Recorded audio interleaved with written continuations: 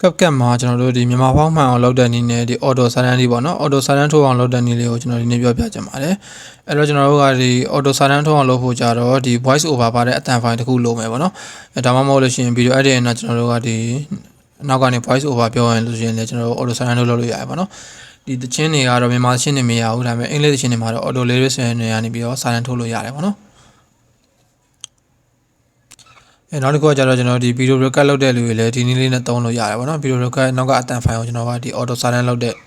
လို့ရတယ်ပေါ့နော်အဲ့တော့ကျွန်တော်ဘယ်လိုလုပ်မလဲဆိုရင်အရင်ဆုံးဒီမှာသူ silent နေဒီမှာ auto caption ထိုးပေးတာပေါ့နော်အဲ့ဒီထိုးပေးတာကိုကျွန်တော်ကအရင်ဆုံးမြန်မာဖောင်းမှန်အောင်လုပ်မှာပေါ့နော်ဖောင်းမှန်အောင်လုပ်ဖို့အတွက်ကျွန်တော်ကသူ့မှာပါတဲ့ဒီအပိုင်းလေးတွေကိုတစ်ချက်ထောက်လိုက်မယ်ပြီးတော့ကျွန်တော်က style ကိုသွားမယ်ပေါ့နော်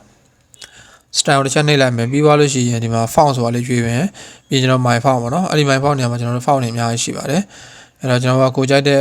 ဖောင်ပေါ့နော်ဒီမှာတော့ကျွန်တော်တို့ပြည်ထောင်စုရှိမယ် Unicode အတွက်ဆိုပြည်ထောင်စုကနည်းနည်းလေးမှန်မှန်ချင်းပေါ့နော်အဲ့တော့နောက်တစ်ခုက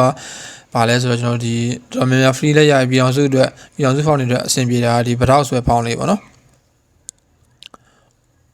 Okay ကျွန်တော်ဒီကောင်လေးပေါ့နော်ဒီကောင်လေးဆိုရင်တော့ရိုးရှင်းလေးနဲ့လှတယ်ပေါ့နော်ဒီကောင်လေးလိုချင်တယ်ဆိုလို့ရှိရင်ကျွန်တော်ရဲ့ video လေးကို share ပြီးတော့ comment အောင်မှတ်ထားလို့ရတယ်ပေါ့နော်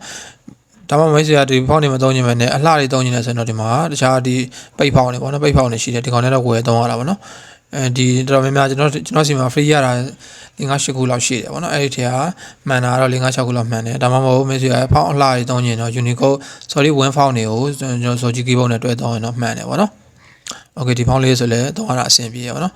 Okay မေးဆိုရကိုကြတဲ့ဖောင်းတစ်ခုကို select ပေးရွေးပြီးသွားပြီဆိုရင်တော့နော်ကျွန်တော်အကုန်လုံးကိုဒီ apply လုပ်မှာဖြစ်တဲ့အတွက်ဒီမှာအမှန်ခြေတစ်ခုရှိရပါတော့အဲ့ဒီအမှန်ခြေကိုနှိပ်လိုက်မယ်ဒါဆိုကျွန်တော်ကဒီ silent တွေအကုန်လုံးက font မျိုးတွေတွားမှာပေါ့နော်အဲ့တော့ကျွန်တော်တစ်ချက် play ကြည့်လိုက်မယ်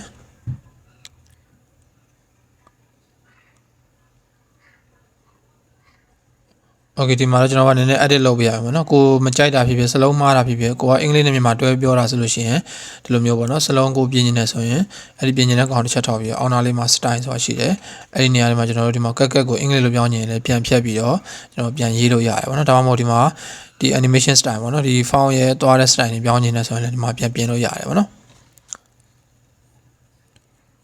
Okay ဒါလေးကတော့ကျွန်တော်တို့ဒီကပ်မှာ auto silent ထိုးတဲ့နည်းနဲ့ကျွန်တော်မြန်မာဖောင်းမှန်အောင်လုပ်တဲ့နည်းလေးကိုပြောပြခဲ့တာဖြစ်ပါတယ်။မိတ်ဆွေကဒီဖောင်းနေလို့ချင်တယ်ဆိုရင်ကျွန်တော်ရဲ့ဗီဒီယိုလေးကို like and share လေးလုပ်ပြီးတော့ comment အောင်မှတ်ထားလို့ရပါတယ်။အဆင်ပြေဆိုလို့ရှိရင်လည်းမိတ်ဆွေတင်ငယ်ချင်းတွေစီကို share ပေးလို့ရပါတယ်။အားလုံးကိုကျေးဇူးအများကြီးတင်ပါတယ်ခင်ဗျာ။မိုင်းဆွေနီနဲ့ CapCut Pro အကောင့်ဝယ်ယူဖို့စဉ်းစားနေတယ်ဆိုရင်တော့အခုပဲ K Creative Facebook Page နဲ့ Telegram Channel မှာဆက်သွယ်လိုက်ပါနော်။